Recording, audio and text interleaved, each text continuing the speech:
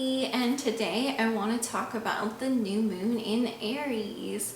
So I'm sure that many of you are happy that the full moon phase is over. The full moon in Libra was really intense, just across the board. I heard so many tales of tension and frustration and drama.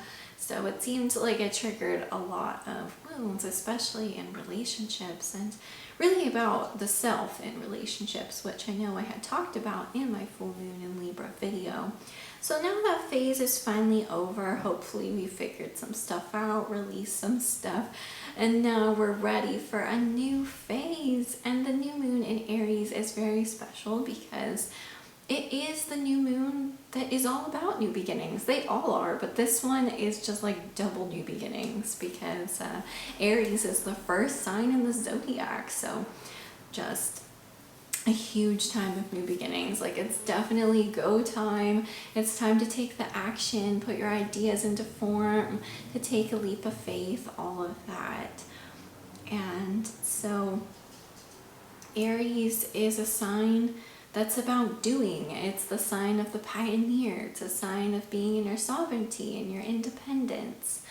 It's a sign that's about owning your identity and who you really are. It's a sign where it's important to figure out who you are.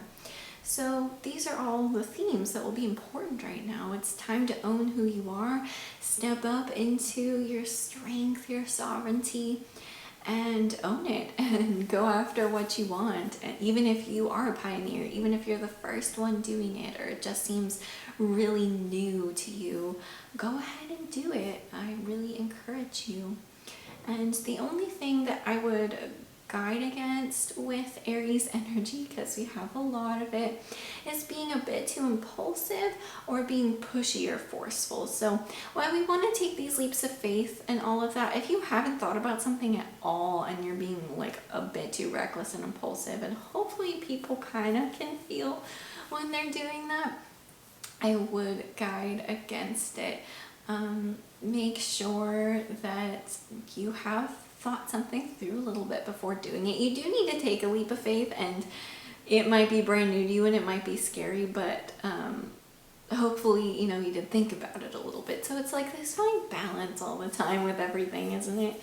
So do guard against the recklessness and the impulsiveness and forcing and pushing. So with Aries, you do want to take action. You do want to go for it. But if it feels like you have to push and force and it just doesn't seem right, that's not good either. So we need to remember lessons from other seasons, other signs about going with the flow and not forcing things. So don't get too forceful or pushy. Do kind of flow with it, but take the action, So it's just this balancing act of energy, where you're going for things, but it's not foolish and it's not pushy.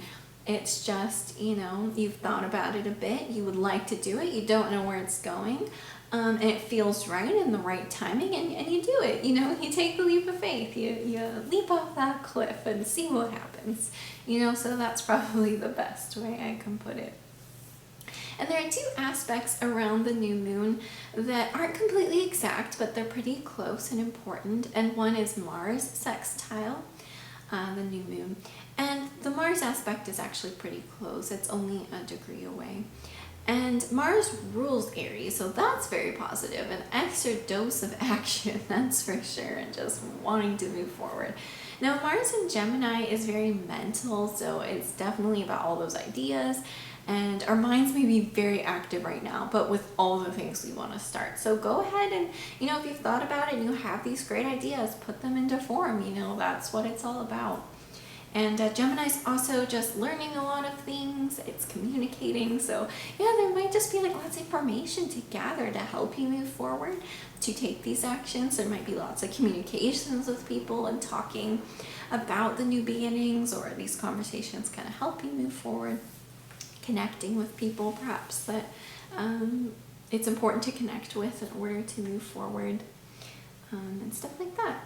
And then Jupiter in Aquarius is loosely sextile the new moon. That one's a bit looser, but still important.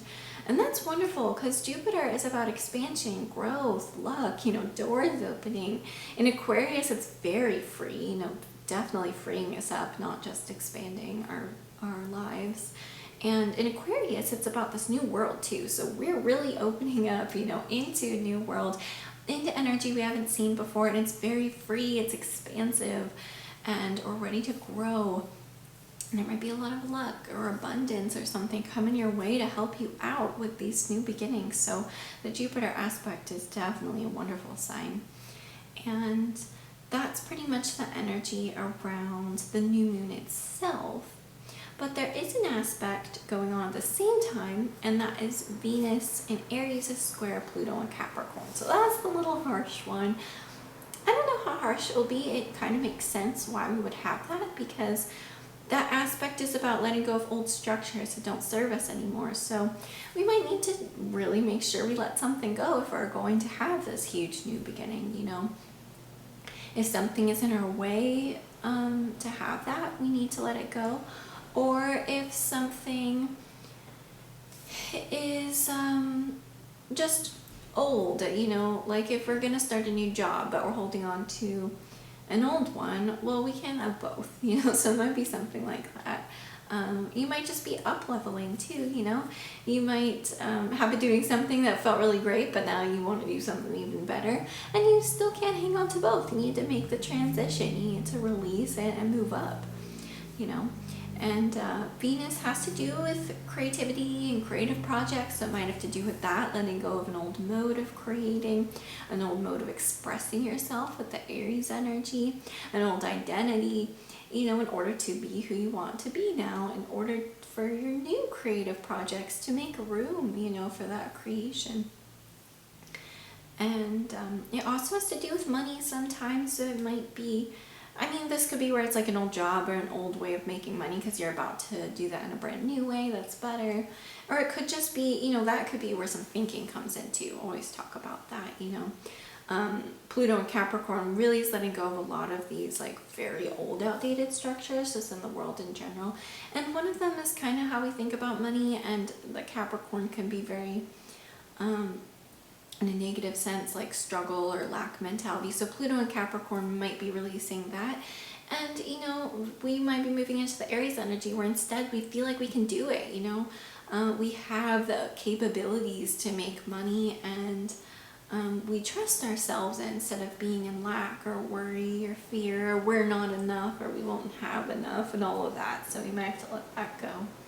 And this also might bring up relationship stuff again. So with the full moon in Libra, if we're not quite over that,